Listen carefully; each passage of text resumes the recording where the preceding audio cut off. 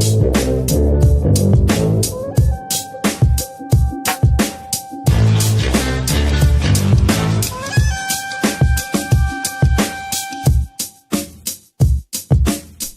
are back with a packed episode. Kevin's got more etiquette and has a fake news game for us. Also, our ombudsman gives the people a voice, while LJ is just too stingy to tip. All that and more this week on Just Press Play. How many losing seasons does Tom Brady have to have before you can fire him? Well, he's got to have one. He's about to win the MVP. Yeah, but I'm just saying, like, that's not an unnecessary roughness. It was a completely necessary roughness. I mean, it's a good point.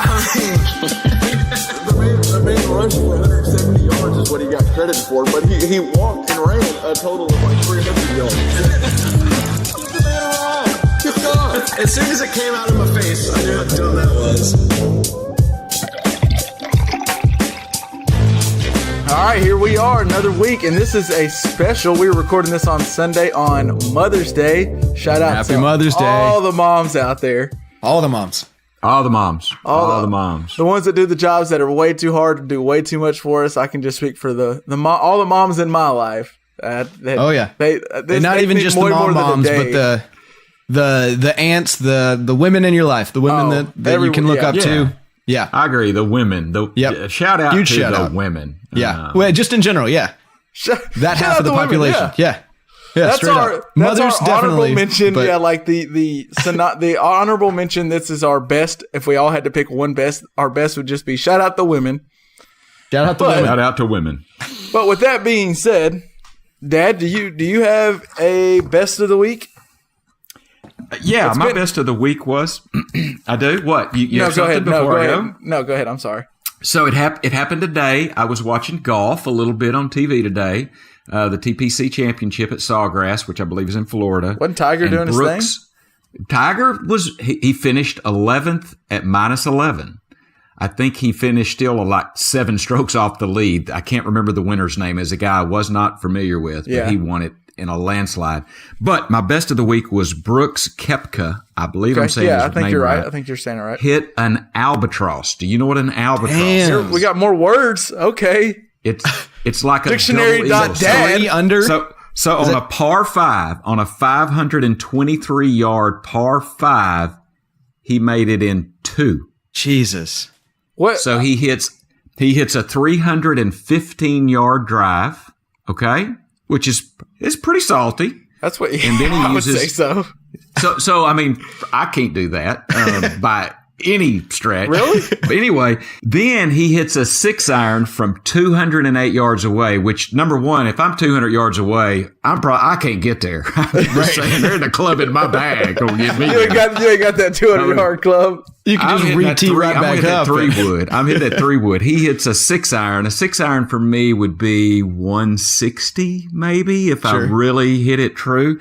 He hits a 6-iron from 208 yards away. It bounces on the green and bounces in the hole. Jeez. Double eagle / albatross. He writes down a 2 on a par 5. I bet that feels good. That's my best for the week. That's pretty solid. That doesn't get on a golf course. It doesn't get a whole lot better than that right there. It don't get better. I mean, that's better than a hole in one because a hole in one is a -2. You hole in one, unless you do a hole in one on a par 4, which I've never seen. It's typically on a par 3, which is a little shorter. So a hole in one on a par 3 is a -2. An albatross on a par 5 is a -3. I guess technically you could still call hole in one on a par 4 an albatross. So you could. It could. Yeah. I don't know that I'm aware of one happening. Research for next week. I'll try to see if I can find that. But good thing. So an albatross. I would have, if you would have told me before the episode, if you just said what's better, an albatross or hole in one, I wouldn't even thought twice. I'd just been like hole in one. But now that you've elaborated on it, it's pretty damn salty, as Pops would say. Herschel, father-in-law, brought it out to me. He said, "Man, that's better than a hole in one." And I had to think about it.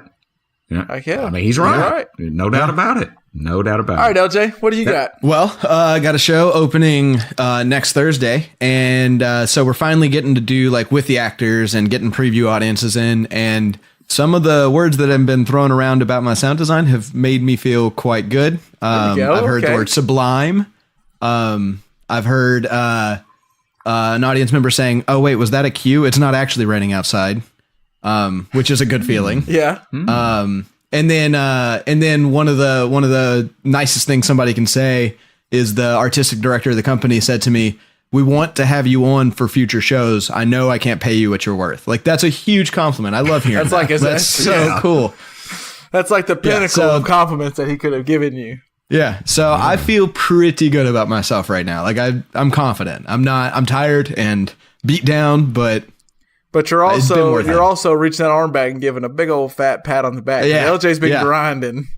My horn's playing right now. So does that mean you're horny? Whoa! All right, and I don't know. Your horn is playing. All right, horn. Whatever. We'll move on. So, for my best of the week, I want to give a shout out to all of the graduates out there. It's graduation weekend. A lot of people are walking across the stage. My boy, we've mentioned him on the show. My boy Labat just got his master's this weekend. Walking across the stage. So what did he get it in? All right. He's in something business. I don't know exactly. I think it was a business. Like an MBA. Master's. That's awesome. Yeah, MBA. That's I think incredible. That's awesome. Yeah, Good for him. Shout out to Labat. That was Labat. impressive. And then another cool little story I saw. I know you don't like Chargers, but Anthony Lynn, I think, is their head coach now. He is, I think, 55 years old, and he apparently, when he was younger, when he was 20, he promised his mom he would graduate, and he didn't graduate because he got into the NFL business, and if you get a chance in the door, you take it. And this weekend, he finally graduated. His mom was there, and it was a cool little video. It was a neat, just in general, all these graduation things were so cool. I really enjoyed it, and shout out to my boy Labat. Getting an MBA is pretty damn cool. So props to Labat. Attaboy, Labat. All right, Dad, speaking of Labat, Dad, what's your worst of the week? Well, no connection to Labat. But I'm going to stick with the golf theme. And so Saturday, Tammy and I were going to play golf. Now, your worst can't be back-to-back weeks of your golf game, can it? Yeah. Okay. But it's kind of for a different reason. Okay. Right. So I get in the golf cart and I start driving to the course, from the cabin. Okay. And I get about halfway there and I stop on the side of the road to see where Tammy is waiting on her behind me, and I hear something going, psst. Uh-oh. Yeah, I look down and the back tire's flat. Oh. So I'm halfway there. The back tire's flat. I mean, now I got to go get a different golf cart. Flat? I got to get the thing. Flat as hell? Flat. Flat. Like a pancake. Flat. And so I have to switch everything. I have to call the golf cart guy. And luckily he's there and he comes and changes my golf cart tire. But anyway, so we get out there and my golf game was much like it was the last time I talked about, which your golf game was a lot like your tire on the golf cart. It was just kind of flat. It was flat. So it just took forever to get to the course. We wanted to play golf. We didn't play that well. Had a flat tire. That was my worst for the week. All right, El, you got a worst for the week? Yeah, and I'm going to keep it related to my best also, just like Dad. Okay.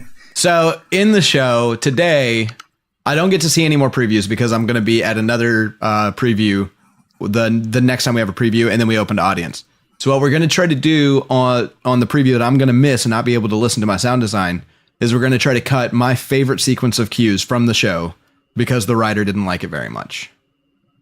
So I don't get to hear what that sounds like in context. Wow. And I don't know. I feel a little selfish because I want it because I love it. Yeah. And I feel like it tells my part of the story very well. And if it doesn't work for the show, it doesn't work for the show. But damn it, I love it. It's so good. It makes my design whole, in my opinion. But I feel like, and I'm not even going to get to hear it to make the final decision. I feel like you should get the final hear and play and decision on that. But it is the director's vision. So whatever the director says, I'm down with. Yeah, but you hire the sound guy and you kind of give the keys to you in that regard for at least that. Yeah. Well, the director might hear it without it, right, and decide, "Whoa, this just doesn't work," right? Possibly. Okay, but just the thing is, LJ has no idea. Yeah, but he doesn't know. Yeah, I don't even know if it's going to work, and they might not recognize what it's doing for the show and decide that it sounds fine without it. It doesn't sound, like just to appease the writer who doesn't like it, and hey, it doesn't break the show, so it's fine, and not be thinking about the context that I think it really makes the show in creating the character and the storyline of the city that they live in and blah, blah, blah. And so if they're not considering that, then, maybe it does get cut, even though, and I won't even get to hear if my design's coming through until I'm watching it with paying audience. So I don't know. It's not a big deal, but it is kind of like, damn it. So, yeah. That's my worst of the week. All right. Well, I'm going to go. I often take my best and worst and I come with little gambling stories. These aren't mine. I've quit gambling for a while since my recent downfall and losing every single bet. But my worst is going to be the Rockets owner, Tillman Fertitta. I'm not exactly sure how to pronounce it, but he recently bought the team last September for a record $2.2 billion. And I guess you could see this as a best or worst, depends on which angle you are, but I'm looking at it from his. If you picked the Warriors to win the West and made your bet at the Golden Nugget Casino in Las Vegas, which is owned by Fertitta, then you already won and you can pick up your money. He has to pay out all those bets because since he owns the Rockets, the NBA had to make a little rule change because he can't have a casino that's gambling on the team that he has some say in. I mean, he kind of can. He's not the coach, but he's the owner. He can tell the coach to not play. I mean, there's some things you have to too go much there. Conflict of interest. Right. So, and this is according to David Purdom of ESPN.com. It says, here's what the NBA's rules. The Golden Nugget has to stop all NBA future bets that involve the Rockets to make sure there were no conflicts of interest, which mean people who bet on the team would finish best in the West or NBA Finals. So if you said, I'm betting on the Warriors to finish best in the West, you have to take the Rockets out of consideration if you're at the Golden Nugget because Fertitta, that's his team. So even if the Rockets win, technically they have to be taken out. So the Warriors still finish best in the West other than the Rockets. So his team could win and he still has to pay out all those bets to people that pick the Warriors. And if you bet on the Cavaliers to win the championship at the Golden Nugget, you're rooting like hell for the Rockets because if the Cavs or Celtics get to the finals and they play the Rockets, you already won right there because the Rockets can't win in his casino. So my worst is just my boy Fertitta. He spent $2.2 billion and now it's screwing him because his team might be too damn good. And so when did this rule change happen? Like during the last few weeks? Or? So actually the rule... Or is this something that's existed and then they just like enforced? The rule changed more so. It changed when he bought the team. They had to reevaluate. It was part of the whole process of him buying the team. They had to figure this stuff out. And they figured out sometime around September. It came up in like 2005 because a guy who owns a casino in Vegas bought part ownership in the Lakers, like a 40% part. Okay. And so they had to change up a little bit of the rules. But since he was like a minority owner, not the majority, that it didn't affect it as much. But this guy owns, like he is the Rockets owner.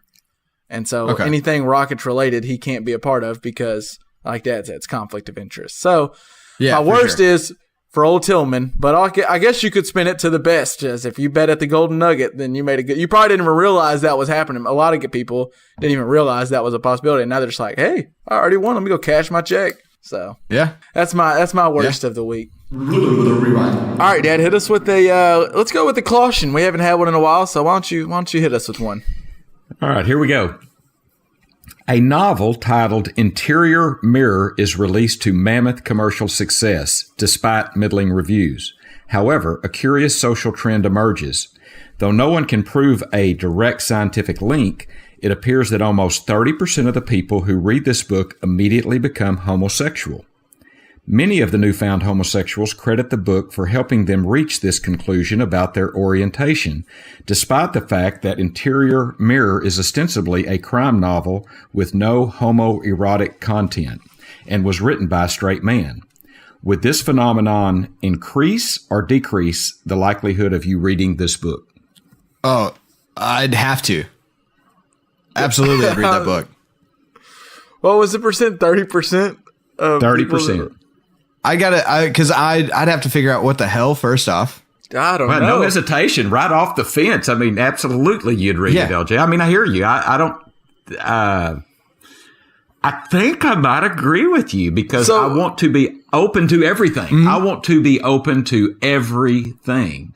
So I'd want to be, what in the world is getting these people to change their sexual orientation? Well, and I did want to add this. When I read the question, I thought, this is a different question today than it was 20 years ago. Yeah, definitely. 20 years ago, there was a lot more homophobia. Today, it exists, but it's way less than before. Absolutely. So I don't know. I feel like your sexuality is not a choice, and so I feel like if anything, it's awakening something in 30% of the people that read it. So, if this is a piece of me that I just haven't discovered yet, like, why wait till I'm, on my deathbed to find out, oh God, I was wrong the whole time. You know what I mean? Like, I'm just saying, like, it's better to know who you are, right? Didn't you say that the book opened up to like reviews were not that great? Middling. It was released to mammoth commercial success despite middling reviews. So it sounds like a lot of people are going ahead and reading it, just like they're in LJ's mind, where they're just like, I got to see what this thing's about. Yeah, I'm sure that's probably at least part of it. Yeah, or at least recommendations like, "Hey, read this book; it changed my life." I don't know. I would read. I wouldn't be like LJ, just eager to jump in and read it, but I probably would. I think I would be more inclined to read it than to not. I think, especially if it has nothing to do with plot wise or anything, like what, whatever, I can't remember what it said in the question, but like it wasn't related to homosexuality at all. I think that makes it even more like I have to read this book. I have to figure out I just have to know. Despite the fact that Interior Mirror is ostensibly a crime novel with no homoerotic content and was written by a straight man. Yeah, I've got to read that. I absolutely. I don't know that I had my mind made up when I read the question, but LJ, your answer has probably helped me in that. I think I would have to too. I would have to read it. If there's something that is opening people's eyes to this level, I need to see what's up. Yeah. I think I would want to read it. What about you, Kevin? You're still a little hesitant, but you probably would. I'm not. So I'm probably not going out to the. Here's where I'm at. Here's my stance. I'm not going to the store and thinking I need to go get this book. Get on my Amazon and order it, and I need this sucker to me today, and I need to start reading it. But I would be very intrigued, and if someone like had the book and said, "Kevin, you really need to read this," and presented me with the same information that Dad did, then it would be the new first book on my nightstand. And I would probably. So what if it was the guy at the gym that he offered you that book? Probably nope. It's going. I have somewhere at home. I'm going to put it, but it's in that little black trash can right over there, and I'm going to close the lid and then take the trash out. I hope he doesn't listen. I love that this guy's become a character on our show. The guy at the gym. Kevin's gym boyfriend. Provide you entertainment. Even though there's nothing wrong with that, LJ. No, there's nothing absolutely wrong with not. No, it's just funny. No, but I guess what you're saying is because I already had it in my Amazon cart before we even finished the question, you're just going to wait for me to come up and say, honey, you got to read this book. And then you would check it out. Pretty much. Yep. Pretty much. Yeah, I'm not purchasing the book on my own. That's where I stand. I'm gonna read my book of basketball and other things by Shea Serrano, and you can read your book about crime or I think too what you made me think of, LJ, and of course I'm a little older. I know it's hard to tell, but barely. You can't tell by looking at us. Exactly. Not vocally, at least. But I feel pretty secure in my sexuality and my orientation. Same. I can appreciate a good-looking man. I like a good-looking woman better. I mean, I do, but I can really appreciate a good-looking man. I have no problem with that. So you're getting a looking one right here in this Skype. Well, that was not what came to mind, but okay. Moving on. So it's been we've had a few days here without basketball for a while. So we won't have to we won't touch on basketball much. I just kind of wanted to. Oh no. little bit though. Just a real brief basketball talk. So I don't have to pull out that music for the Kevin montage. Yeah. No, I promise this won't be a long soliloquy from me. This will be just a short and sweet. One, I wanted to ask you, Dad, do the Rockets have a chance against the Warriors? Absolutely. I think they have a chance. Are they going to win? No. But, I mean, I think, well, you look at the way the Rockets play. They play isolation ball. They do a lot of pick and roll. They keep their shooters out on the perimeter, just standing there to do what? To create space. Yep. I'm telling you, Pops was on this early. Yeah. Basketball is about space. Yeah. I wrote something like 6 years ago when I was coaching a little league basketball team about space. I mean, I really did. That team was run just like, it was like the Popovich of PGY. Yeah, we didn't win a game. But anyway, so some of what they do in that pick and roll they do with is it Capella? Who I think he's going to get Capella. He's going to get on the big stage, and people are going to realize that dude is good. He's a player. Yeah. He's a player. But that pick and roll that he does up top with Harden, or he could do with Paul, I'm just saying that will give them some fits. But I still don't think they can. Draymond Green is going to be the key because I think he can pick and roll and guard probably either one of those guys. And I personally, I like Golden State's basketball better. It's prettier basketball. I read something where Trevor Ariza has taken one shot. He's made one shot, I think, this whole year. I'd have to look to make sure that one shot this whole year that wasn't a layup or a three. That's their thing, is three and like layups. You make threes or you make layups, and that's what they do. And I like D'Antoni. I like what he's trying to do. I like the brand of basketball that Golden State plays better. So that was a long answer to the question. I think they have a chance. I don't think they're going to win, though. I think Golden State. I think it could be a fantastic series. I want to watch every game. I can't wait. I'm really hoping. I agree. I think the Warriors win. They're just like you said. I think they play a better brand of basketball. It's just better team basketball. Oh, and they also have maybe the two best players in the series. If not, they have like 4 of the best 6 in the series. So it's just they're a better team. I think the Warriors are just an unstoppable machine for right now. Until something happens, they're just too dang good. But what I'm really fascinated in is, Dad, I've always been a big Chris Paul guy. I love Chris Paul. And he's finally made it to the Western Conference Finals. But what I'm more interested in is I think this rivalry between the Rockets and Warriors is actually bigger than the Cavaliers and Warriors rivalry it could be the 4 straight finals if it happens. But I think this Rockets-Warriors one is even better and bigger because, one, the last time the Warriors got beat in a series was against Chris Paul and the Clippers. And Chris Paul and Steph have always had like a little – it's interesting. Chris Paul kind of took him under his wing when Steph came into the league and kind of trained with him in the summer. I was reading this article about him, and he was kind of his mentor. But then all of a sudden that they came up and they lost to the Clippers in, I think, the Western Conference semifinals, and it was one of those games, or one of those series where Steph's ankles weren't all there, and we started to wonder, can the Warriors ever really get there? They're really good, but we're not sure if they'll get there. And then all of a sudden was the next year when Steph won the MVP and they blew up, and he made Chris Paul fall on national TV, and it was just, you realize Steph Curry's on the map. And ever since, Chris Paul and Steph really go at it because I think they both legitimately feel I'm the better point guard and I'm going to prove it. And so that matchup's going to be so fun to watch. And then this Rockets team was literally, Daryl Morey, the GM, literally said, I am building this team to beat the Warriors. Not building this team to win a championship. To beat the Warriors. So you have a team, you have Paul Curry going at it, and then you have a team that their whole site wasn't to win the finals, because I think that in their mind they go, if we beat the Warriors, we win the finals, which is true, probably. Probably true, unless there's a letdown. But let me give you a couple more stats I forgot, Kevin. Okay. Since Golden State acquired Durant, their record in the playoffs, 24-3. Yeah. They've lost 3 times since they've got Durant on that team.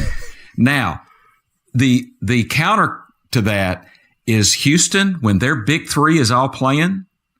That's Harden, Paul, and Capella. Yeah, this year they're 50-5. Pretty impressive. So I do think it's I'm interested. This is the irresistible force meeting the immovable object. I'm the irresistible force. This is the series, because after this, I think it's a given. Did I not say it right? Irresistible force meeting the immovable object. Did I say it right? I don't know that the force is irresistible unless you have an opinion on the men on the team, maybe. No, but you can't resist this force. It is I'm saying this right. I swear, I can't think of the other word, but I swear it's another word, right? Immovable force, or right? It's a no. It's an immovable object. The immovable object. All right, I'm looking at the irresistible force meets the immovable object. I'll make a bet. Well, I guess I'm looking it up. Well, all right. I agree, Dad. I don't. It's an irresistible force. Yeah. All right. So Dad's right. Hello. Unstoppable force is the more common. Okay. Unstoppable force is more common, but irresistible is absolutely correct. Yeah. But sorry. Dad just finds some of those basketball players irresistible. So Well, it's a force that can't be resisted. I hate that I called you on that. I hate that. You're right. Moving on. I do have a couple of things I want to say about the Boston Philly series. Yeah, and we'll move on. My final thoughts aren't as I just really hope. I think the Warriors win, but I hope they win in 7. I want as many games possible in this series because I just think it's gonna be fun. My biggest worry is the Rockets are their 3 biggest kind of known people on that team is Chris Paul, who's been known, as much as I love him, he's been known to kind of fall flat in big series. I think most of that was due to his team at LA, not him. I think it was his team. It was Blake Griffin injuries. Getting hurt. Yeah, I don't think it was all his fault, but injuries. He has the stigma of falling flat. James Harden, we watched him last year against the Spurs, looked like someone drugged him, and he just didn't show up for the biggest game of the season. And then D'Antoni has had many blunders. So you put all those together, and I'm like, well, what if that all happens? But it's going to be fun. I'm excited to see it, and I hope it goes 7. But moving on over to 99. The East. So did you have a comment? It's the Celtics-Cavs matching up in the Eastern Conference Finals, but did you have a comment on on Boston Philly? I heard some people really griping about who was it intercepted? Ben Simmons threw that full court pass. And I love where you're going with this. Like Marcus Smart picked it off. It looked like a beautiful free safety. Did you see him read that play? He was at midcourt and he read it and picked it off with one hand. Yes. And some people want to say he walked and Philly should have had the ball with like 0.8 seconds. Give me a break on that. Now, with that said, I wanted to real quick. Did he walk? I've looked. Well, I wanted to real quick for LJ. So he's at like half court. They have to do like they have to do a Christian Laettner type thing where they just got chunked at the length of the court. Yeah, it's a full court pass. And someone's got to catch it. And I mean, there's like a second maybe. He's got to catch it and throw it up. And Marcus Smart beautifully he's playing center court and just sees that he's on throw over here, so he sprints and starts running. It looks like a play in a football game. And jumps up, he catches it, and as he comes down, I believe if you really, really slowed it down, he catches it and goes 3 steps, and then the buzzer goes off. But that is never, if you've ever played basketball, that travel is never getting called ever in a million years. And if you want it to get called, you're an idiot. There's just no way they're going to see that. And fair enough. That's fair. Okay. Dad, anyway. What were you going to say? I just wanted to tell you what happened. Here's he the did other point. Technically walk, I think, LJ. Okay. But not nobody's talking about this. Got it. But Al Horford, who I'm telling you may be the MVP of the East right now. I love how Al Horford's playing. Not counting LeBron. Whatever. Well, I'm just saying for Boston. Yeah, for Boston, yes. Certainly. The MVP of the East in Boston. Boston whooped Cleveland today. Yeah, they did. It was not even a game. It was not even a game. And anyway, Al Horford gets the ball. I can't remember that guy. Embiid? He's kind of got a little. No, the guy was Dragic, or I can't remember. He's he's an international you're talking player. About. God, I like him for Philly. Oh, Jesus. Yeah, he's a great player, but he was dribbling. He kept running into the guy in the paint, and he finally lost the ball. And Al Horford picks it up, and he double dribbles. He catches it. He dribbles it with one hand, catches it with 2 hands, dribbles it again. I've got the link I can send to y'all. Really? There's 35 seconds left. Al Horford double dribbles. They go down court, and this is the play where they pass it into Jason Tatum. When Jason Tatum gets fouled on the inbounds, down low, and made the shot that wound up winning the game. But Al Horford double dribbled, and nobody has said this yet. With about 35 seconds left in the fourth quarter, I just want to see it. So we're going to put that in the show notes. I want to see that he traveled. Yeah, I'm interested too. I didn't even catch it, but I mean, he does it with one hand, catches it with 2, bounces it again, and keeps dribbling, goes down court. That's a double dribble. And people are trying to get them to call that damn travel on Marcus Smart. Yeah. So it goes both ways. Call the real one, Yeah. But anyway. Yeah. So, okay. All right. Yeah. So, all right, Dad. We'll put that in the show notes. With Al Horford, he is the worst best player ever. I don't want to this is going to sound like a diss, but he just does everything that he does so well, or all the things that you really need, but you don't appreciate. Like he creates space, like you said. He can shoot threes. He can do all that. He's a great rebounder. He's a good perimeter defender. He can actually switch off on the pick and roll decent. He hustles. He sets great picks can hit on a three. offense. I mean, everything. He does all these little things that you need. But he's only going to average about 15, 8, maybe a block. And he's not going to do a whole lot. He'll have a dunk here and there, but nothing crazy flashy. But he is important to that Boston team. Al Horford can be on my team anytime. I like him. He can play on my team anytime. And he happens to be playing for, I just want to, real quick, Brad Stevens. So he is an amazing coach. Agreed, 100%. But here's my question for you, Dad. And LJ, you can kind of weigh on this. I know you're not as much into basketball, but just the mindset of it is, would you rather right now, I give you the option, you're starting a franchise, Dad, and you can have Brad Stevens, where he's at now, his age and everything as a coach, or you can not have Brad Stevens, but you get LeBron James as he is right now at his age where he is now. Which one would you choose to start your franchise? Brad Stevens. I mean, coach LeBron this is the star-driven league, and you're going to take I am, because I think part of it is the age. I mean, LeBron is in year 15 of what could be a 20-year career because of the way that he's taking care of himself. I mean, and he is playing amazing. LeBron is. I mean, he's number 2 on my list all time. He is an amazing ball player. Who's number 1? Seriously? It's definitely Mike Bibby. Mike Bibby, there it is. So that's street ball. But Brad Stevens is amazing. Look what I just think he can put talent together in a way. And you probably want Danny Ainge with that. Do I get Danny Ainge? Yeah, that'd be nice if you could have the package deal. So this is I just think my ignorance. Boston's got it going. Oh, this is Boston. Okay. Yeah. Boston. Okay. Yeah. Boston Celtics. I mean, you look at what Danny Ainge and Brad Stevens, and you look at Bill Belichick and who's the general manager? Bill Belichick. Bill Belichick and Bill Belichick, right? I guess they are. Polian? Who's the general manager? Bill Polian? Who? No, Polian. No, the general manager of the Patriots. Funny. This is even more interesting to me. One, why do people try to do the whole, in basketball is the worst, you need to have Bill Belichick and Popovich are the only ones that have done it successfully, to have a GM and coach do the same job. No other person. Stan Van Gundy just got fired at Detroit, and he looks like he just had a shipwreck. Doc Rivers has tried it, didn't work.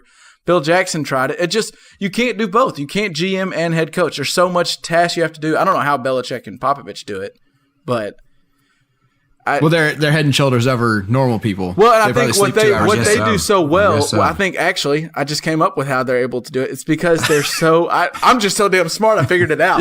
But the Belichick of this podcast.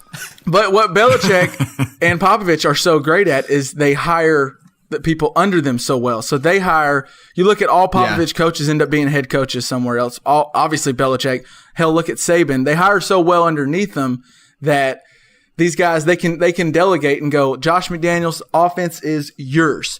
Matt Patricia, defense is yours. I'll sprinkle in when I feel like it, but I also have time. I can do my GM stuff. I can scout. I can do all that. Most guys aren't willing to let the offensive coordinator be the offensive coordinator. They try to do both and scout and do all that, and you just can't. You can't. There's only 24 hours in a day. And let them do their job. Yeah, no, that's absolutely one of the hardest things, like for my job, to trust somebody to do it and then to delegate it to them. Two unbelievably difficult things to do. You're absolutely right. That's not a skill that I have, for sure. I would not be a Belichick. The way it works in sports, and it was really interesting, we've said this before on this podcast, and we've mentioned it when we talked Bill Belichick and why they're so successful, is that Kraft will let Belichick be Belichick. Why Danny Ainge and Brad Stevens have been so successful at Boston is because their owner, and Bill Simmons brought this up because he's a Boston fanatic, and he got freaking lucky, but the Boston owners let Danny Ainge and Brad Stevens just do what they do. I'll step out of it, I'll be the owner, and I'll let you be what you be. Instead of be Jerry Jones and try to meddle in it, you got to hire a good coach and GM and let them be the coach and GM. Yeah, that's fair. And it's easier said than done. They got to produce. It's easier said than done. They got to produce, though. But it's just, I think it's hard for those owners when you're Jerry Jones and you have this much invested into the damn Cowboys and you want to win so bad to go, I'll trust you to do it. It's like LJ. It's just like what LJ said with Sound Design. And it all comes down on me, but I'm going to trust you to do this and you to do this. Yeah. It's tough. By the way, so there's this new show on Amazon. Have you guys heard of All or Nothing? Nope. Well, this season, so it's a show. It's kind of like what's the HBO NFL show? Hard Knocks. So it's kind of like, it's like Hard Knocks, except for it's for the entire season. And they are doing the episodes up right now are the Cowboys last year. And it is unbelievably interesting to watch. Like, really? Des Bryant is talking about, because they were talking about the Bronco corners, and they were talking about like, these guys are good. These guys are good. You got to be better than these guys. And Des like eventually was like, look, just shut up about them. We get that they're good, like, but we're better. I don't care who's on the other team. And then they go into the next week, and obviously the Broncos eat their lunch. But that was the Cowboys got clobbered that game. Yeah. And it's also interesting kind of reliving some of the Zeke Elliott stuff and like seeing a very personal, like they have him in the running backs room talking about the situation with him and, how it's like clearly in his head, but also like how it's so good. If you guys, what's it on? It's on Amazon Prime. So I'm checking that out. So I really want to check that out. Yeah. Me too. You should. Me too. You should. Me too. Well, now I want to play a game with you guys, and I want to see how it goes. It may be a new thing in our pod. We'll see. But I want to play a game called Real or Fake. And the way it's going to work is, like, I'm going to tell you a headline / a little bit of the story, and you just tell me, is this fake or is it real? Easy enough. So that's going to be harder than I thought it was. I thought you were going to say like unicorn, television. Okay. So we'll stay with the NBA theme for the first one. Is this real or fake? NBA Twitter. I don't know if you've heard of this, Dad, but there's a group of us heated NBA fans. It's a community of us on Twitter, and it is crazy. It is wild, and it's always popping. It's why NBA is doing the best in sports, I think, in social media. But we'll get on to that later. Don't disagree. But NBA Twitter got really heated as of Saturday this weekend because someone went on. You can look at people's likes, so you can go to, like, I could go to Lifford's Twitter and go to your likes and see what tweets you have liked. Someone went to Kobe Bryant's likes, and they saw that he liked a tweet that said, if you're a baller, you know that Kobe's better than LeBron or something. And they like photoshopped it, pointed out to show people, and Twitter blew up and it was trending. And it started a riot. Do you think that's real or is that fake? Real. I think that's fake because who gives a damn if Kobe says that, yes, I like a tweet that says I'm better than LeBron. Of course he does. Well, I think it's real. Wow. And that is where LJ, like you mentioned earlier, is the NBA Twitter is insane and it went nuts. People lost their effing minds over it. Oh, yeah. I'm sure. They lost their minds years ago. Yeah. This is... because Kobe liked somebody that tweeted that he was better than LeBron. Even though Kobe, but it blew up and Twitter lost its mind. And then, because there's not much tougher people to argue with than Kobe fans or LeBron fans. And if you get them both arguing about the two, it's like nuclear war in NBA Twitter. And it was wild. We've recovered, but it was a tough Saturday. Peace sake. All right, so for the next one, we got real or fake. So, LeVar Ball has not been heard of in a while. And now, it's been lovely. as free agency is coming closer, the Lakers have a lot of money, and there is a said player from Cleveland that may be thinking about leaving, and he has an interest in LA. And there's other free agents that maybe have interest in LA. So, LeVar Ball, not only has he made it very clear to Magic Johnson and the Lakers ownership that he wants to be involved in offseason moves, but he also wants to be present at any meeting the team gets with any player, such as LeBron or Paul George or even Kawhi Leonard, because he says his presence at that table gives LA a real leg up in any recruiting process. Is that real or is that fake? LJ, go first. I've never... okay, you guys need to tell me about the Ball family at some point because I don't know anything.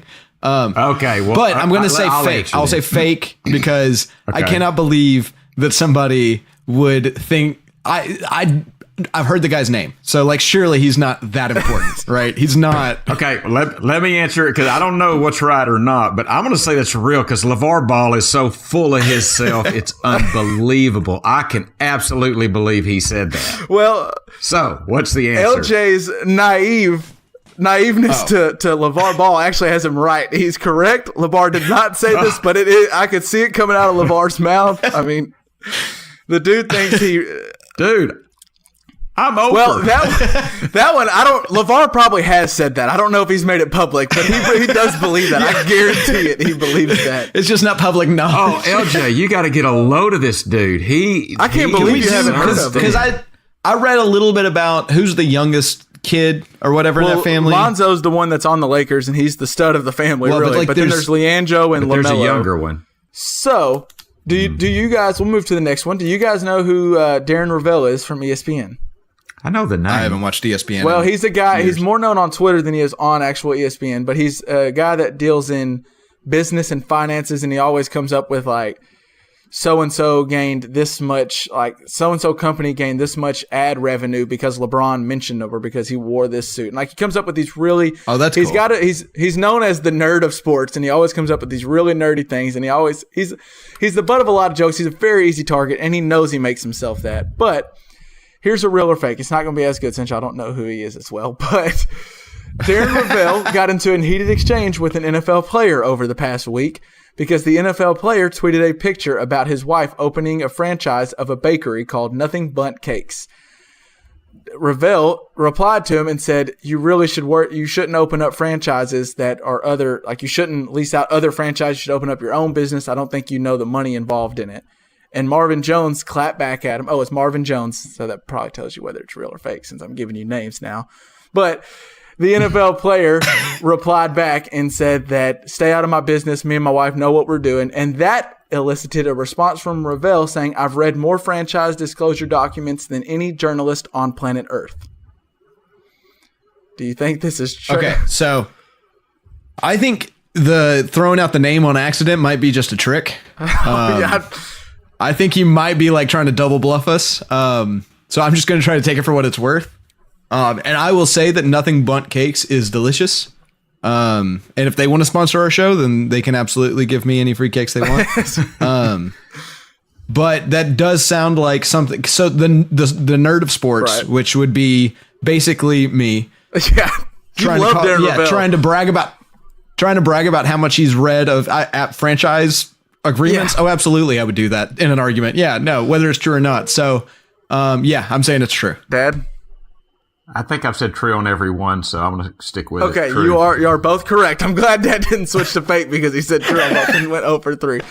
It just is another. Ravel ended up getting dunked on for a whole day on Tuesday because he did this whole like coming at NFL players saying, "I don't know if you realize how much franchise and how much money you'll actually get for this decision." And Marvin Jones was like, "Dude, my wife wanted to open a bakery. We opened a bakery. We did our research. Don't worry about it. Just shut up." And then then Ravel spent hours because he also will let people get into his mentions and do it, and he'll interact with them. And that's when you saw him say he's read more franchise disclosure documents than any journalist, which is a hell of a feat, I guess. I don't know. But the name of the place is Nothing Bundt. Yes, and it's so good. It is so good. It. Nothing Bundt. The official bakery of the Just Press Play podcast is Nothing Bundt Cakes. Hey, they were the bakery of a bridal shower just recently. So see, yeah, they make these little buntinis, which are like, oh Jesus, they're so good. They're buntinis. All right, wow. Let's move on from buntinis and move on to real or fake with John Gruden and the Oakland Raiders. Yes. Gruden says that he has reached out to both Kurt Warner and Brett Favre about joining the Raiders' active roster. He says that it is clear that age does not matter as much today in the NFL, referencing Tom Brady, Drew Brees, Big Ben, and Phillip Rivers. He also thinks that the addition of one of these two could really help in competing with Derek Carr for the starting job, which will either bring the best out of Carr or give him a strong, proven veteran leader to lead his football team if they beat Carr out. Is this true or is this fake? Please be true. Please be true. Please be true. Please be true.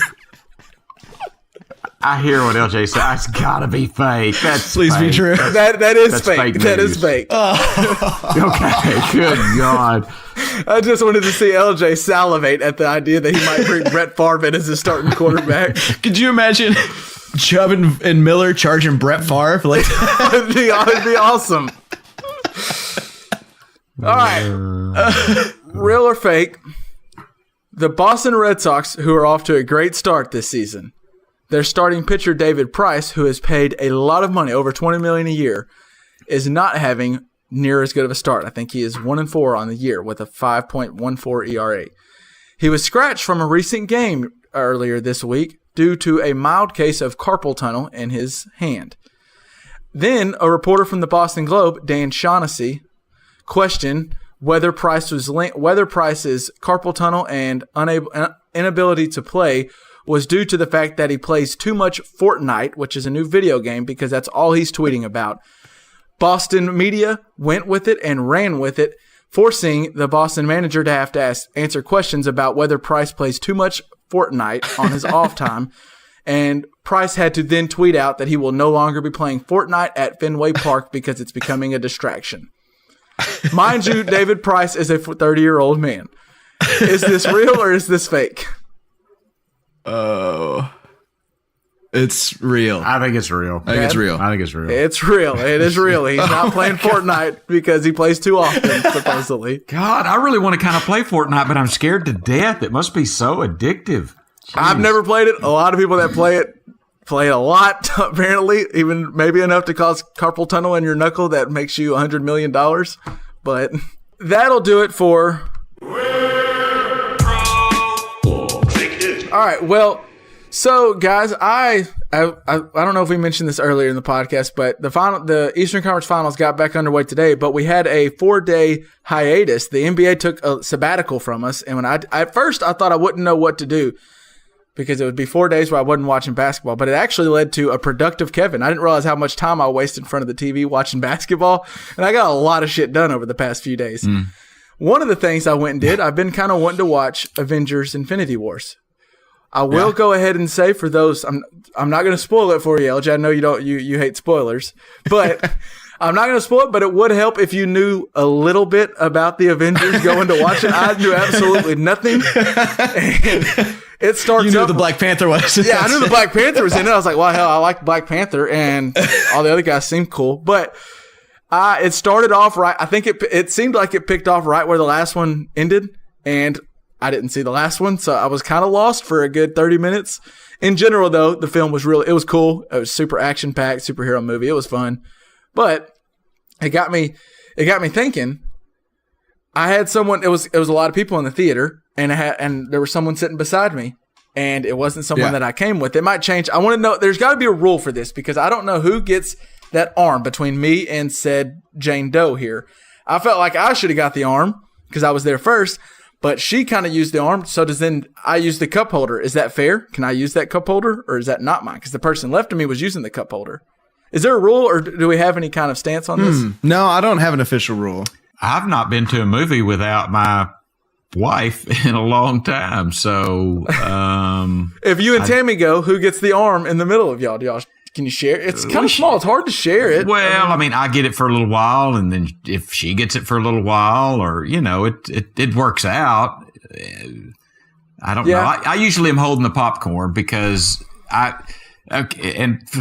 anyway, we might get into who buys what or whatever. Anyway, we buy, so we go to a movie and then we spend another $25 buying a big bucket of popcorn and 2 pops, which is a ridiculous amount of money.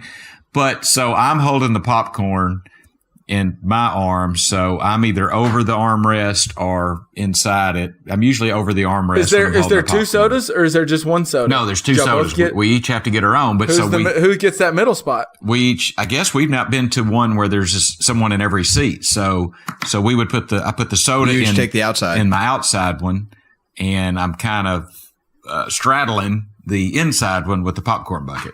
So that's how we do it. That's a good system. Yeah, I like the system you've If you've got the space, but I think Kevin's saying there's not the space in this particular. Well, it's kind of like in an airplane, which one gets the armrest. So I don't know the answer to that. Well, I think it's easy with an airplane. Okay. I think in an airplane, window and aisle people get the window and the aisle. So middle person gets both armrests. Yes, I think so. I would say that's my fair. opinion. Yeah. I like that rule. But do you have anything for movies, LJ, or do we still need to just keep brainstorming on this one? I don't have anything official, but I'm going to say that I would take, if I were in that situation, I would take the right armrest, and I would assume that everybody would take the right armrest because most people are dominant right-handed. Okay. And so that's what I would probably go ahead and do. So if you're taking the right armrest, does that mean you go ahead and take that cup holder? Because now your arm's on it. You don't want someone else's taking this whole armrest. Everything about it is the mine. left one's open to the left person. Yes, but the right absolutely. one has got LJ's name written on it. That's the way I'm playing it. Yeah. Okay. And that person next to you has that same role, but then you end up with that person on the very end. There's usually an armrest on the wall though, too.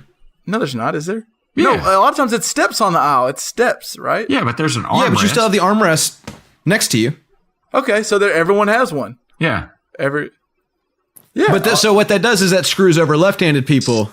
So yeah, but not screws over. You should have been You should have been a right-handed person. Sorry, yeah, you get the advantage. Being born that way. You get the advantage of being like left-handed pitchers are always better in Little League baseball because no one knows how to face a left hand, and you get the advantage of being left-handed. So there's little inconveniences you just have to put up with, you know. Yeah, I like the rule. I'm cool with the rules. My next question about movies in general. So this was I've gone to, I guess was Black Panther last month or 2 months ago. I've been to 2 movies this year. A couple of months ago. I watched it in March. So how often would you say y'all go to the movies a year? 0.5. Okay, so less than 1. 6 times, probably every other month or so. Tammy loves movies. Well, there's this new thing called Movie Pass, and you can pay $10 a month, and it gets you 1 movie a day. You can't go to multiple movies a day, but 1 movie a day. It seems to me, at first glance, it seems like they're being ignorant. There's no way they make money because I'll go to. I think people of it aren't going to movies though. But so my initial thought is, I can. If I had that deal, I would go to a movie every week or two, like at least every other week, probably. Just when I had some free time. But I think you say that, and it's an interesting concept. I think you say that, but people. So if I were to have gotten it today, I probably would use the hell out of it for 2 or 3 months. But they're just, are they just assuming after 6 months that I'm going to go back to my normal habits and probably watch 3? Probably. And then the other thing is they're not making money off the box office really anyway. It's like a gas station. You're not making money off the gas. You're making it off of the popcorn and the pops. Store. That's why movie theater. But it's interesting about this Movie Pass. The theaters hate this Movie Pass thing. Because the way Movie Pass works is you go on the app and you say, I'm going to go watch. Yeah, I've just read a huge article about it. They're advertising they're saying in the that. theater. They're saying they hate it, but they're saying they hate it because then you're like, oh, if the theaters hate it, then I'm getting a hell of a deal. Let me go ahead and do it, and I'll be at the theaters every day. I think it's like a backwards thing. Theaters don't like it. Theaters don't like it because they like reverse to have control of their own revenue. They don't think tickets. They wouldn't set up that deal if they didn't like it. They could just say, no, don't put that in our theater. Because now the people that are going to movies, if you do Movie Pass, the people that are going are the people like you, LJ, who weren't going to go because they're not wasting money on it. But now you're like, okay, I'll go, but I'm not going to go buy the popcorn. So now I'm paying somebody $10 a month, and their royalty gets back to the theater, though. So it goes from them getting $0 a year from me, the movies or let's say $4 a year from me, to getting $10 a month. Something like the movies makes their money not on. It's like it's like Easy Marts in the convenience store. They don't make the money on the gas; they make it on what you buy inside. The movies aren't making as much money off the tickets as they're making on Dad going to buy $8 Cokes and a big old bucket of popcorn. But now, so I'm not going to the movies ever, and now I'm going 4 times a month, and I'm buying popcorn for every. But you're not buying it because you're already the person that saves money. And you're like, oh, well, I'll go watch a movie. And I'm still not buying into this popcorn crap. There are fewer of LJs than there are probably. I think you'd be wrong. I think you're wrong. I think you're wrong. I'm telling you, I think we're going to Tammy sneak in our M&Ms and we're going to sneak in our crap and not pay for anything but the movie ticket. And now we don't even pay. We pay cheap for the movie tickets because we're going. That's still better than not going to the movies, though. You're only talking about it losing money for somebody that doesn't go to the movies more than $10 worth a month. Hey, like it's still. That's not most people. They're still making money off of this. I think it's a little like the convenience store analogy you said. We want people in the store because chances are the more I get you in the store, the more likely you're going to buy something. The more likely I walk in that theater and I smell the popcorn. You smell the popcorn and you, I mean, good God, what does a bucket of popcorn cost? $6 or $7? He almost talked me into it. I went in there and I wasn't going to buy anything. I was going to get I got a water for like $1 or $1.50. So they're selling this in the movie theater. No, they're not selling Movie Pass in the theater. Oh, okay. I read about it on the internet, and I asked people, "Is it available?" They advertise it in the theater. I haven't seen it advertised in my theater at all. Here's the other thing too, Kev. You got this pretty girl that you want to take out, right? Okay. And you know that you can go to the movies for free. All right. That's a pretty decent date night then. When you might have gone and played putt-putt instead. Am I right? Okay. Well, wait. You said he has a pretty girl that wants to go out with him. I'm a little lost there. You well, think that's a we're possibility? already trafficking hyperbole now. Okay, we're imagining. Okay. So okay. All right. Bear with us here. All right. So there's a guy at the gym who You're going to take him to the movies because it's free as opposed to putt-putt. Because you can't work out. I mean, because he's sitting on the bench with his legs crossed. Oh, my gosh. I think we're going to have to move on. So, Dad, let's go to the concession. You always buy popcorn and 2 drinks at least, Dad? Okay, all right, I want to tell you something. I was more like LJ. I used to go to a movie, and I might sneak in a beer, actually. I did that a couple of times.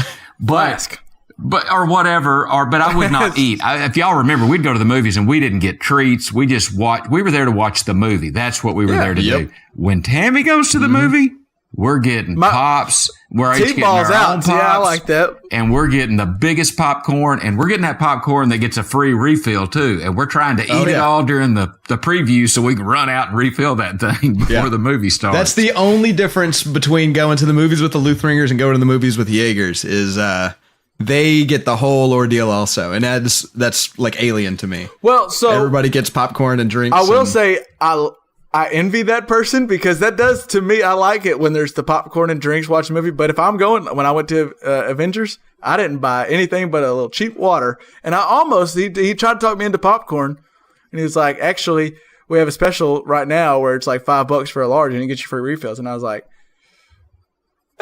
No, I'm not doing this. I'm not doing it. And I went to the movie and didn't get it. But I thought about it. But I'm not buying concession stand food because I always hate it when he racks it up and goes, "That's $18 for your M&Ms and Coke." And I'm like, what the hell? 18, my ass. It's like over 20. It's like $22.50. And that's a savings of $1.50. You know, whatever. Yeah. It's bullshit. Wait till you go with the guy from the gym. He's going to want popcorn, and you're going to be... Well, he's just going to have to suck it up is what's going to happen. I think it's time to move on to a new topic as we keep trying to bring up my buddy from the gym. So, LJ, you kind of prefaced this the other week when we were talking about when I was going to Sonic and whether I tipped the car hop or not. I believe... Well, you don't think we should tip people, or I'll just let you go. What do you? Well, I think it's a bad system. I don't think that we should stop tipping people because it's a bad system. Like I'm still going to tip when I go out to restaurants, but I do think that as a practice, it should be abolished. And I don't understand why it exists, and I think it is a bad thing. Why not tip a waitress? You're sitting on your butt and their waiter or waitress is doing all the work and you don't think you should tip them? Well, why should I pay them instead of the company that they work for? Okay. Well, if the company that they work for, if the restaurant pays them, they're gonna pay them more, right? And so your food prices are going up. My food prices are already bigger. My food prices have already gone up. But they're going to be bigger even than they are. You're saying that the food prices will go up more than 20%? I mean, I think they'll go up 20% to cover those. Well, that's tips. fine. Yeah. That's already what I'm paying. At least I know at the beginning of the night how much my cheeseburger is going to cost. Yeah, but what if you get a crappy waitress or a waiter? That's an incentive thing. Anyway. Yeah, like Dad said, it's an incentive thing to where at least... All right. If they're going to make X amount of dollars either way, then you're going to get X amount of good service. Now, how much do you tip your McDonald's worker? I don't. So what if they mess up your order? How do you give them retribution? I just get pissed and I eat it anyway. Okay, so you could do that at a restaurant, or you could call out their manager. But the other thing, I want to say real quick. So you're not saying, first off, I know Kelly's just cringing right now as she's listening to this. Oh, yeah. But you're she's not pissed at me. She's already pissed. But, and I was too at first, because when I heard your first my first thought was, but waitresses, waiters don't make minimum wage. They make less than that. And so the tip gets them to what they're going to make. But you're saying up the hourly wage. You're not saying keep them at $2 or $3 an hour. I'm saying pay the waiter, waitress $11 an hour. And if I still want to drop an extra $2, $3, $6 on my meal, that's cool. That's great. Nobody's going to stop me. But why do the cooks not get tipped? Because they have more of say on how much I enjoy my time at the restaurant than the waiter does. Well, I think a lot of times they do share tipping. I don't know if I agree with that. I think a lot of times they do share tipping. No, legally, I don't think share tipping, or at least I know I was looking into New York, that you can't share tipping with the kitchen staff in New York. It's illegal. Well, I mean, you've worked as a waiter, when I was a waiter, we didn't have have to share anything. We didn't have to give anything to busboys or cooks. All the money was ours. I would try to go help out my cooks and my busboys because it makes my job 10 times easier if they're doing their thing. You know, if the cook's letting me know and working with me, if the busboy's getting my table clean as fast so I can get another one in, it's good for me. So if I get a good tip, they'll see you a couple bucks, you know? So if you went to go get me $100 wine as opposed to a $20 wine, how much harder is your job? Now, I kind of agree with that. Why? Like we did there's a point we did the same amount of work. It's just a more expensive drink that I'm bringing you, or a more expensive dish. Why should you tip more? Well, the way I look at it too, though, I can tell you from being a regular at some restaurants, if I go into an eatery and they know me and they know I'm traditionally a pretty good tipper, I will get a lot of attention. I mean, my glass never gets empty. My food is brought to me. You know, they take better care of me. If you walked into a McDonald's and everybody knew, oh, this is the guy that gives us $3 every time he orders his McNuggets, don't you think they'd have your McNuggets ready for you? You know, like they would drop them suckers in the fryer as soon as they saw that Ford pull in the parking lot. Yeah. No, why don't you tip your surgeon? Why don't you tip why does the limit start at my surgeon makes more than $2.13 an hour? I mean, so that's that's the problem. I'm saying the waiter shouldn't make $2.13 an hour. That's absurd. That is so stupid. Let me ask you this. I think, this is not a scientific poll, but most people I've talked to that have been in the serving industry, most of them seem to like it the way it is. They say, keep paying the salary, the $2.13 and let me live off my tips, because a good service person make some serious money. But here's the thing. They make good money. Here's the thing. Studies have been done on how tipping works, and your service isn't better when you're tipped. What makes people tip more is being a tall, thin, blonde woman with big breasts. That's what makes people tip more. Not whether or not they did a better job. Not whether or not this person is a regular. It's discriminatory. A tall, thin woman with large breasts is going to get the benefit of the doubt, probably, but they got to follow that up. I mean, you've got to follow that up. That's not categorically true. It is with me. I'm categorically whatever. I'm telling you, I walk into Fat Jack's, and if so do the waiters at Hooters make a better tip from you than the waiters at Applebee's? No, they don't. Okay, it's whoever is personable and attentive without being too overbearing. That's who's going to make the most tip for me. And I used to walk into Fat Jack's or even Hooters. I was a regular there for a while. I was single for a long time, and I do love their food. But at any rate, I would walk into Fat Jack's, and Stacy, the waitress there, would see me walking in, and she would hand me my Miller Lite. I mean, when I walked in the door, because I was going to tip her good at the end of the night. Sure, but isn't that also like their job? If and she was not a tall, thin, blonde woman with big boobs, by the way, just FYI. Well, sure, but I'm not saying that you're necessarily the average person. That is true. Like the best tips have nothing to do with, even if you control for the perceived service that the person thinks that they got. They still tip better based on your looks, and the service that you do tends to not have a big effect. This has been proven in polls. I could link them in the show notes if we'd like. Yeah, I just think that the waiters should be paid for their job by the company that works for them, instead of me being tricked into looking at a menu and saying, oh, this item is $14. And instead of doing the 20% math in my head, I just think this. And then when the ticket comes, it costs what I expected it to, but now I've got to add on a certain amount to it. Like I feel like if I knew up front how much I was going to pay when I went out to eat, if I could look at the menu online and say, this is how much the food costs, and that's going to imply that the waiter gets paid what they deserve to get paid. Well, that is all you have to pay. I mean, you don't have to tip them anything. Yeah, sure. I don't have to. And then this person made less than minimum wage while they were working my table. Like it's now on me to make sure that this person can eat at night. And it shouldn't be on me. The power should not be mine to say, I will negate the good tip you got an hour ago by not giving you anything because you had a rough time, or the kitchen didn't get the food out quick enough, or it was overcooked. My tip has almost nothing to do with how good the service was. It's a whole team effort. Well, and you're right, LJ. I can't speak for all out there, but I mean, if I've had the food come out slow or not hot, but if the service person is attentive and with not being overbearing, and I understand the situation, let's go over the list again. Well, but I'm still going to tip that person. I mean, I hear what you're saying, but I'm not going to go out to eat unless I can afford to tip. I mean, I'm just not even going to go. And so I think that's just the way the system is, and you either go out and do it the way the system is, or you don't. But I do understand change the system. Irritated. Well, but I don't know that you can. I mean, well, it's being done. LJ's always trying to buck the system. Yeah, no, look at the NFL. They're changing because of things I said. Like, what? Yeah, here we go. No, there are restaurants all over the country that have gotten rid of tipping, and their usual solution is to just pay the waiters a reasonable hourly wage for their job, and they also based on like they get paid based on the hours that they worked instead of how many times they had a rich person sit down at the table. It's more fair to the waiters.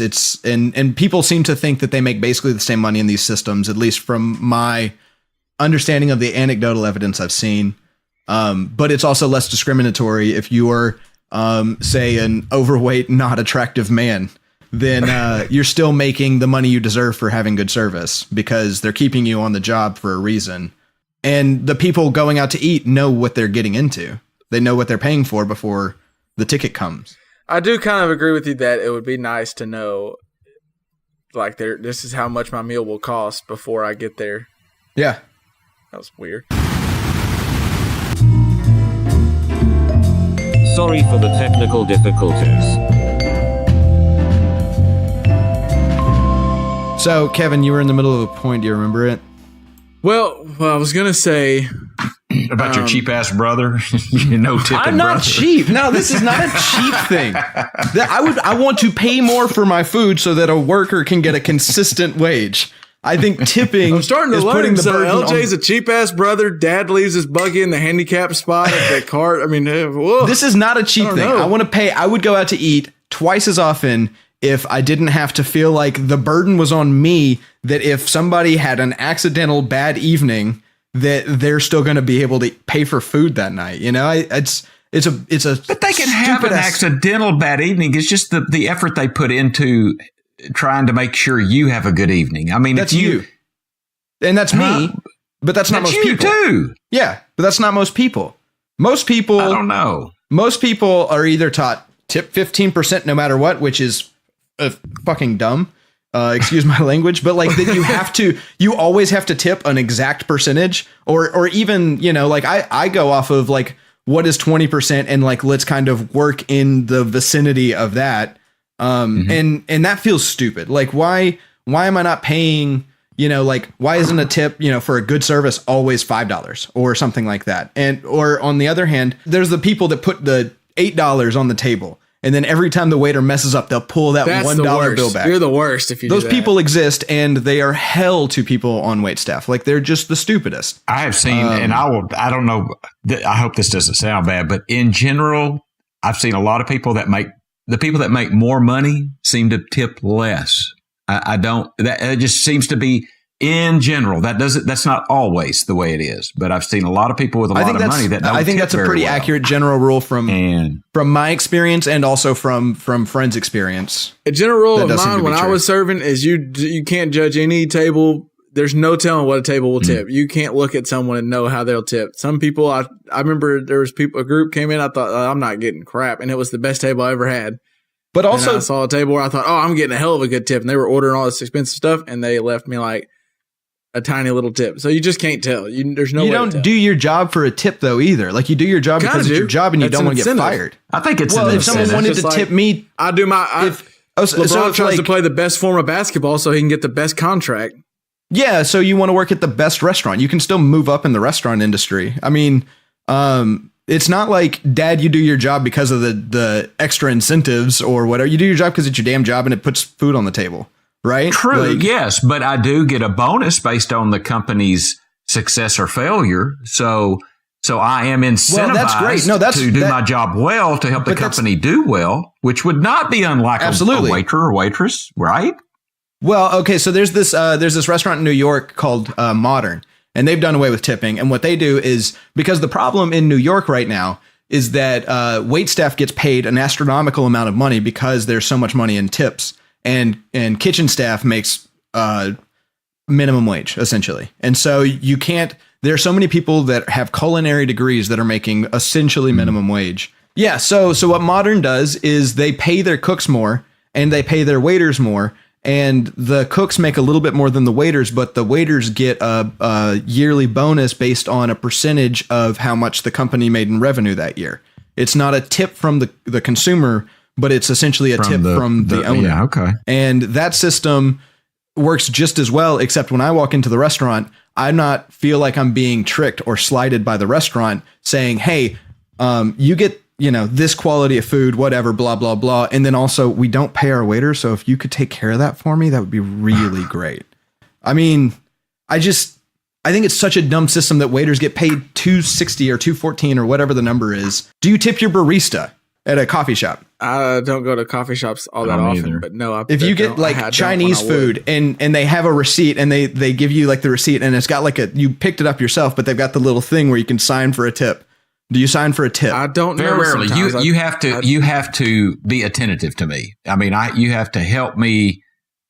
I mean, no, if I'm getting takeout, I'm not tipping you. I'm just not.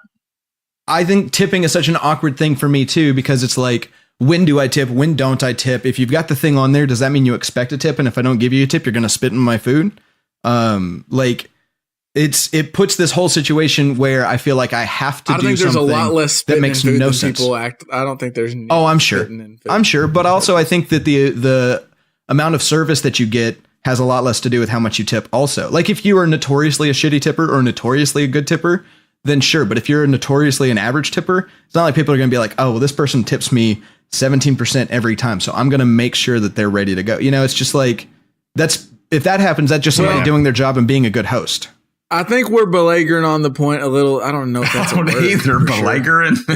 Not. I want to bring up to you guys that as the ombudsman, I wanted to get an answer for a certain question. Well, for two, but one in particular. On what color a tennis ball is. So you're living up to your campaign promises already. And that's not a politician. Yes, and I believe if I remember correctly, last week we had this conversation and we got somewhat heated. And Dad believed it was what color again? Green. And LJ, you believed it was actually chartreuse. I did go with chartreuse, but green. Okay, so we have green and yellow. I was on LJ's side, but LJ and me both decided that we would go with whatever the poll results said, whatever the listener said, that would determine what color tennis ball is. If y'all said it was green, we would say it's green. So with that being said, LJ, can you tell me what the poll says? Well, it looks like 28.6. That's a big number. 28.6% of people think that tennis balls are green, and a nice little 71.4% of people think that tennis balls are yellow. So it looks like. So there are some people in make believe. Wait, what's bullshit? That I know. I saw the poll earlier and it was running the opposite direction. Did we have a lot of did we have some absentee voters? Was their IDs checked on these? The Electoral College came through, and this is there fake are 3 news, million illegals in California voting on this. I mean, seriously, did y'all go out through the community and give van rides to these people to come vote? I gave them the same link that everybody had. Said, guys, what color? Yeah. I know Tammy put a Facebook post out there too to try to prove a point, but they're just. But they still answered. People still answered whatever color they thought. All you can do is get people to the polls. Which is, well, it sounds like 78% of the people are wrong. 71, but I think. Yeah, 71%. I think if you look at, I think the graph that I made is perfectly telling, because if you look at the graph and you look at the yellow and the green, which color is closer to the color of a tennis ball? The yellow one, 100%. Absolutely. There's no question. 100%. The green one doesn't look. It looks like a field. I don't know. It just doesn't look like. It looks like a football field maybe, or a nice place to like lay down and read a book. Yellow looks not the color of a tennis ball. Yeah, but the yellow looks like a tool that you use to bat back and forth in a sport. So breaking news: Dad was wrong. It's really not breaking to any of the listeners because they knew that he was wrong. I'm looking at the graph right now. Y'all put Hunter Green. I mean, of course, here's what I put on it. When I chose the colors for it, I chose green and yellow. I did not choose Hunter Green or tennis ball yellow. I chose Hunter green. Or did y'all just make that? That's what Dad called it. Hunter Green is what that is. Green. If you've got an 8-pack of crayons, the green looks like this and the yellow looks like this. Whatever. Moving on to the other poll question. So we do know it's confirmed Dad was 100% wrong, or at least 71.4% wrong. And the other poll was whether or not you can reuse a towel. LJ, would you say the overwhelming decision was you can, or what? I think there was a very strong winner, and that winner was you could reuse it 3 times, and then you need to wash it. There was a large contingency, and there's also very little people thought you could reuse it after the 3rd time. Not very many people. I know I was one of the votes for you can reuse it 10 times, and nobody voted you can use it infinitely. So that wasn't a big surprise, but we had some that voted for 10, but yeah, I think second place was 0, which means second place was definitely 0. The votes that came in with 3 also, I know 2 of them, Hannah and Mom's, they put their names on it. They said that you could use it 3 times as long as you dry them out in a proper drying position. You can't just like bundle it up, throw it on the floor, or use a hook. You need to make sure that there's no mildew growing on. So I think that 3 carefully. Agree with half of that. You definitely can't throw it on the floor, but the hook's fine. The overwhelming result from our listeners, I think, is 3 or less, as long as you take care of it carefully. I'll go with that. The tennis ball, I don't. I argue with the tennis ball thing, but I'll go with the towel. Well, you can die on that hill because you're just wrong. But dying alone. No, I'm not. Anyway. So I want to revisit a little bit. I have 2 different things. So I as you both probably remember, I wanted to illustrate to the people that there is proper etiquette when shopping at a store. Yeah. Specifically like a grocery store, like a Walmart or an Albertsons or any kind of H-E-B, any kind of store. Yeah. Well, the other day I was going into Walmart and it was late. The place was fixing to close. I think it closes. Our Walmart here closes. Our neighborhood mart closes at midnight. And I was going in at like 11:30. Just me and like 3 other people in there. And I'm going, there's only one register open. They've shut down even the electronic ones because I guess they've counted on the drawer. They're all done. And there's only one register open, one guy. And I'm getting ready to get in line. I was going in there for like a few things. I was like, I got to go pick some stuff up. So I picked them up and I had my hands full because I thought I won't need a cart. Of course, I picked up a few more things than I probably thought I was going to get. So I end up with my hands full and I'm getting in line and I see there's a buggy sitting there in line and there's like 3 or 4 things in it, but there's not a person. So I'm kind of sitting there thinking, do I go in front of this buggy? Is this buggy in line? I'm really confused. Come to find out, there's a woman who's still shopping. She's in the aisle looking at the cereal and stuff and picking stuff out and setting her buggy and then went back and got something else. No. And so I'm sitting there, I'm starting to steam. My head's starting to steam because this is the most flagrant etiquette rule broken in front of me. Is she's holding her spot in line while she's still shopping when there's just one register. And remember, I'm holding my crap in my hand because I was too dumb to get a buggy. I should have just grabbed a buggy, but I didn't. And that's on me. But so I'm starting to get angry. I'm like, I cannot believe this woman. I just cannot believe this. I'm going to have to go on a rant to LJ and Dad because this is just insane. But then she comes up, she sets her stuff down, and the line moves, and she's getting ready she moves her buggy up, and then she goes, hey, you can go in front of me. And I was like, really? She was like, yeah, you can go in front of me.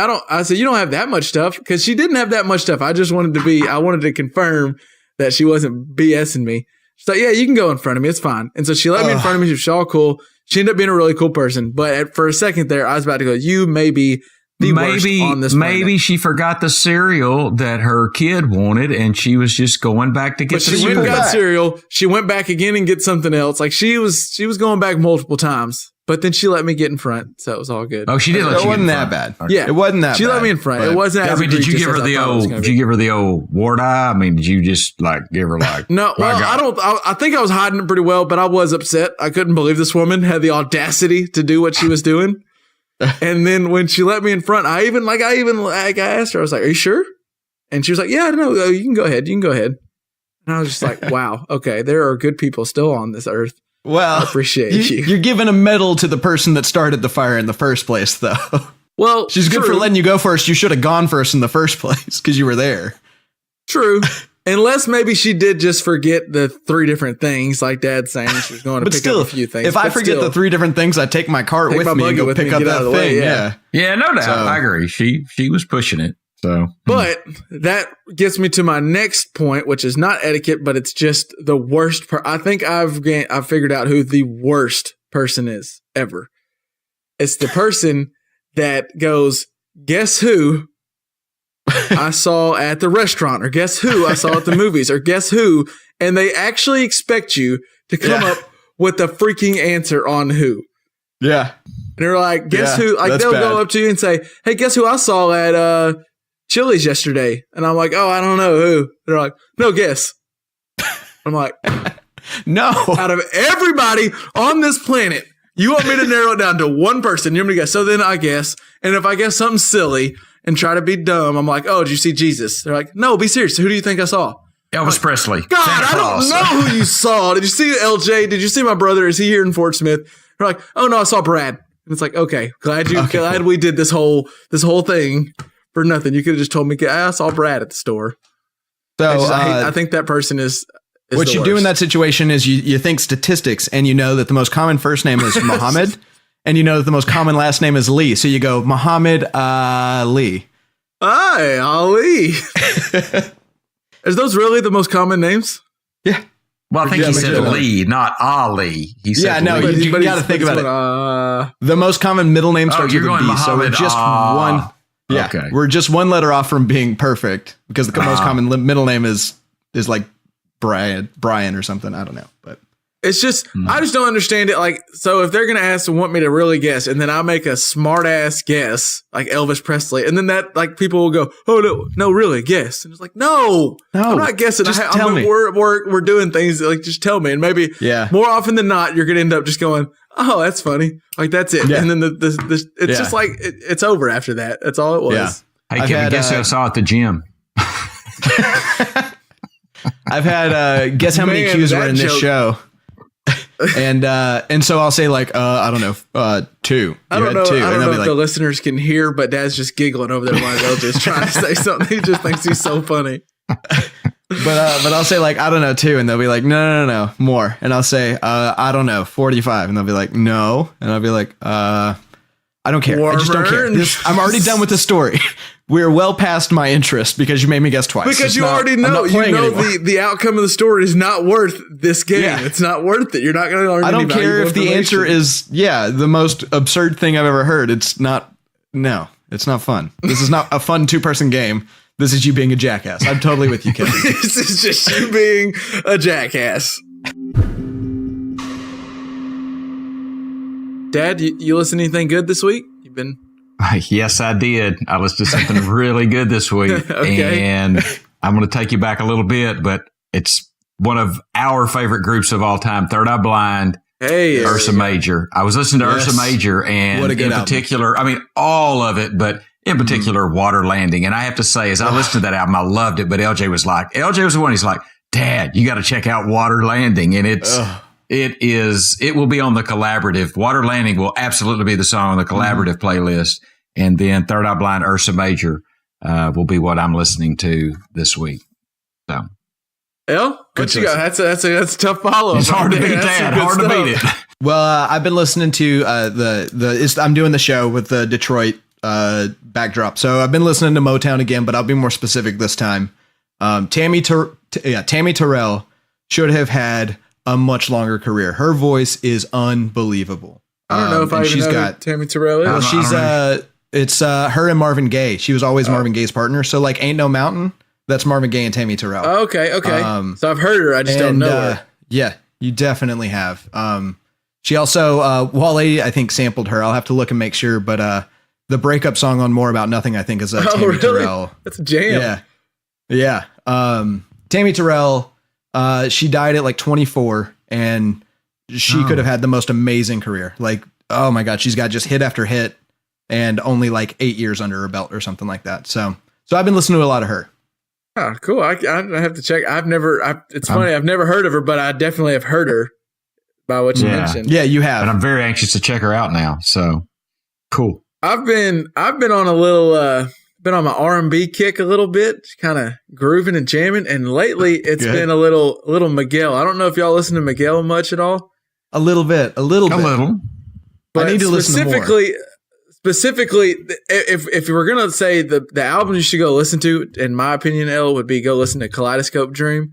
But the song that really is, it's one that I've always liked, and I just recently, it came up on a shuffle and it made me go listen to him more, is Sure Thing came on, and it's such a good song. That's what I'll put on the collaborative. It's a great song. All right. And also, I wanted to ask, because I think after last week, I mentioned a song that I wasn't sure if I wanted to mention publicly that I liked or not, because I wasn't sure how to feel about it. And I got a reply, at least from LJ. I don't know how Dad feels, but The Middle by Zed. Awesome song. Yeah, dude. What, do you realize that is the Target commercial song? So which one? I haven't. Target, the store, the department store, Target. Meet me in the middle with the little Target. They have that song already. It's already on advertisements for Target. I didn't know that. I heard they played it on NBA Countdown, but I was getting ready to watch the Celtics game. It came on as they were bumping in from break or something. Oh, it's a catchy tune. I love it. Yeah. LJ said it perfectly. He said it's the party in the USA of right now. Like, it's that song. Okay. You can't help it. If you're in the car, you can't help but turn up you crank it and you jam. I think I also said it's this year's award winner for the song that is so cheesy, but like so good, you don't have to be ashamed for loving it. It's such a good song. No, absolutely not. Yeah. Well, that was my initial thought was, I don't know if I like it. I know I like it. Like, I know I sing it every time it comes on, but it's one of those, it's kind of cheesy, but then LJ's right. It's just, you just got to like it. You can't help it. Hey, Miley Cyrus Party in the USA is on my playlist. I mean, I liked it too, and it was cheesy, but it was so good you can't be ashamed by it. I'm sorry, I like it. It's good stuff, man. Yeah. Oh, real quick to end it. All right, here, I got a question for you. You have to choose one or the other. For the rest of your life, you can never, ever listen to music again, or you can never, ever read anything ever again. Oh, Kevin. I thought this was going to be easy when you named the first option. I was like, all right, cool, whatever. No. I mean, it's music, period. But, I think it's music. Yeah, I think I'd have to take the music if you gave me those two choices. I mean, for one, I'd have to find a new career. But that's also like, I don't know, to never read again. Like, are we talking like I can't read, like I'm illiterate, or like I just can't read books anymore? You don't read. You can't. You're not. I don't know if you're illiterate or you're not allowed, but you just like a sign. Yeah, you read signs. Okay, yeah. So, you just no more reading literature and. I don't know. That's tough. I saw that post on Twitter the other day, and I was like, "Whoa!" Initially, I was like, "Oh, duh, I'm music. I gotta have music." But if you were never able to read ever again, that wouldn't be just close. I'm going to ponder that. I want to throw out. I mean, my initial thought is music. I want. Yeah, music, I think I want to say the same thing, but I'd like to revisit this next week. When I've had a week, because that is such a good question. Do you think it'd be interesting to put that on the poll? Yes. All right. Yeah, sure. I don't know the right answer. That's a tough one. There is no right answer. I'll let that stew a little bit on both of y'all, and we can kind of come back to it next week. But it hit me on Twitter. I was like, man, it made me stop and just kind of go, whoa, I don't know which one it is. Yeah. But so we'll hit that on the poll. Go vote for us. Go help us out. Let us know what you think. And I think that's going to wrap it up for this week's show. Another fun week. And as always, hit us up on our Twitter at JPP Podcast, or on Twitter at Just Press Play Podcast. Our website where the show notes are always at. There's always great show notes. By the way, last week, Dad, I don't know if you went back and looked, but you questioned whether Reggie Miller grabbed his junk in the direction of Spike Lee. In the show notes, the answer is there. You can see. Okay. I'll just leave you with a little teaser. I did look at the show notes. I don't remember seeing that, but it got a little later uploaded. It wasn't uploaded at the time you probably looked, but it is up there now. But that we always have on our website at jpppod.com. There's always the show notes are fun way. If there's anything we mentioned that you had a little more interest in, we try to put links in there and then just elaborate on things. It's a fun thing for us, and we hope you like it. And our polls are on the show notes. There's always a link to the polls. We have them on the website, but you can get them there. Mm-hmm. But the polls are under quick hitters or under extras. Under extras, right? yes. Polls are under extras. Yeah. By the way, if you've got a friend that's interested in podcasts, show them the quick hitters on our website. That's a fun way to get introduced to what kind of show we are, and you don't have to put the same sort of dedication to it. So our website's a one-stop shop. It's one-stop shopping. That's right. And soon you'll be able to buy things. You may be able to get merch at some point. So just yeah. We're working on that. We are working on it. And for me, Kev, Dad, L, I think it's going to do it. Shout out to the mothers out there. Shout out. Mother's Day. Love you, moms. All right. Peace. Hey, can you use anything Kendrick? And I had no idea what he was going to do. And he put that one together. Like, that's dope. It's also technically someone else's song. It's like J-Rock or something like that. Is it The King's Dead? I think it's The King's Dead.